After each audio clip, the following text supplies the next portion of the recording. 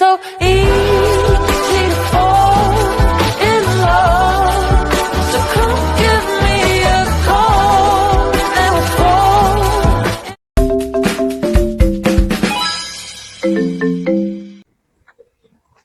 Oh, I didn't realize the camera was already on. So today we would like to discuss a contemporary issue on challenges of digital learning and online training in Malaysia.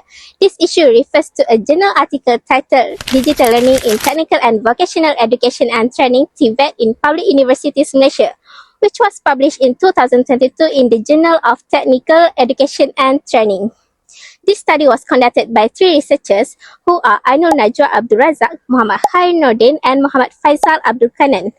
Now, moving on to the abstract summary, the study discusses the challenges of implementing digital learning in Malaysian public university, especially in TVET. Moreover, the study highlights digital learning become very important after the COVID-19 pandemic. Before we move on to the issue highlighted in this study, let's briefly understand the article using the 4W1H approach. First, what is the study about? The study examines the challenges of digital learning in TVET education in Malaysia. Who? The respondents were lecturers from Malaysia public universities. Where? The study was conducted in public universities across Malaysia. When? It was carried out during the post-COVID-19 transition to digital learning in 2022. Why? To identify challenges faced by lecturers and improve the effectiveness of digital learning. How? Data was collected through online questionnaire and analyzed using statistic package for social science known as SPSS software. Now that we have a better understanding of the study, let's move on to the first issue highlighted by the researchers. Bah! Hi everyone, let me start the first issue of digital and online learning with a quick question. Have you ever experienced an online class where the teacher seems to struggle with using the technology? Like maybe they were still figuring things out when using digital tools during the lesson. If you have noticed this before, you are not alone and you are definitely not wrong. In fact, this reflects a real issue that I'm going to discuss. One of the main challenges of digital and online learning in Malaysia is the limited availability of research needed to develop comprehensive conceptual framework for researchers and instructors. This issue became more evident during the COVID-19 pandemic when there was a sudden shift towards online learning and Malaysia showed a relatively slow adaptation. This happened due to the lack of skills and training among teachers. Like many educators faced difficulties because they had limited knowledge of how to use digital technologies effectively. Because of that, some teachers developed negative perceptions toward digital learning. They found it difficult to research for and use online resources effectively for students. So, what can we do to improve this situation? Obviously, there is a need to develop a well-structured framework for online teaching and learning to ensure its effectiveness and to produce graduates who meet industry requirements. This recommendation is supported by M. Badrul Hisham Sulong and colleagues who suggest the development of structured online teaching modules to assess teachers, particularly in using Google tools. This module should provide clear step-by-step guidance to ensure smooth implementation. In addition, a well-designed conceptual digital learning framework can be used by education ministers to strengthen the role of school head in promoting effective technology integration in teaching and learning processes. So overall, improving digital learning is not just about technology. It is about providing proper guidance and continuous training through a well-structured support framework. Have you ever joined an online class where the lecturers seem unfamiliar with the technology being used? Maybe there were technical issues, difficulties sharing materials, or challenges engaging students. Well, this is actually one of the issues highlighted in the study that I reviewed. The study found that some lecturers are not fully prepared to embrace digital learning because they do not pay enough attention to technological developments. In today's world, technology changes very quickly. New platforms, tools, and applications are constantly being introduced.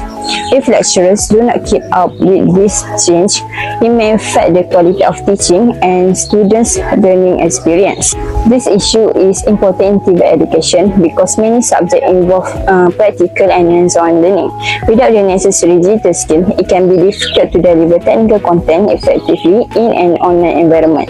To address the issue, the study found that many lecturers attended courses and seminars organized by the faculty to improve their digital skills.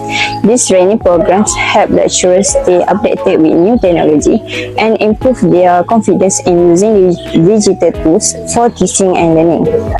At the end of the day, digital learning is not just about technology, it's also about ensuring that educators are ready to use that technology effectively.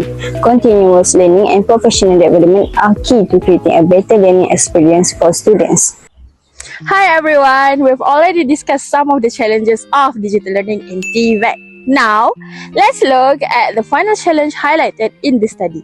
Imagine you're a TVET student learning how to operate a machine through online class. Sounds difficult, right? According to the study, one major challenge is that many TVET subjects require specialized tools, machines, and hands-on practical activities. Unlike theoretical courses, students need direct experience with equipment to develop technical competencies. Because of this, lecturers often find it difficult to demonstrate machines operations effectively and assess students' practical skills through online learning. The study also found that lecturers need more time to prepare online teaching materials and presentations to ensure smooth delivery. So, how can this challenge be addressed? To address this challenge, articles suggest using digital learning technologies such as AR, VR, and e-learning platforms, augmented reality AR, virtual reality VR, and mixed reality MR. These technologies can help students visualize and stimulate practical activities, making online learning more interactive and engaging. This recommendation is supported by Roshaliza Abdulhamid and her colleagues, who found that AR helps students visualize machine operations and understand components that cannot be seen with the naked eye. In addition, Leong highlighted that VR provides immersive and self-learning environments where students can practice machine skills more effectively. As an additional recommendation, universities should invest more in simulation-based learning technologies and establish partnerships with industries to provide students with practical exposure. Although AR and VR can enhance learning experience, they cannot fully replace real workplace training. Therefore, combining digital technologies, industry-based training, and face-to-face practical session would be the most effective approach for TVET education. And that brings us to the end of the final discussed in this study. Let's move on to our conclusion. And that's a wrap for our speaker review. Today we have explored the challenges of digital learning in TVET, including the lack of digital learning framework, lecturers' readiness to adapt to technology, and the difficulty of conducting practical training online. While technologies such as AR and VR can make learning more interactive and engaging, practical training remains an essential component of TVET education. Therefore, a balance between digital innovation and hands-on learning is important to ensure students to develop the skills needed for the future workforce. Thank you for watching. I will hope you found this discussion information. See you next time! Wait, is it still recording?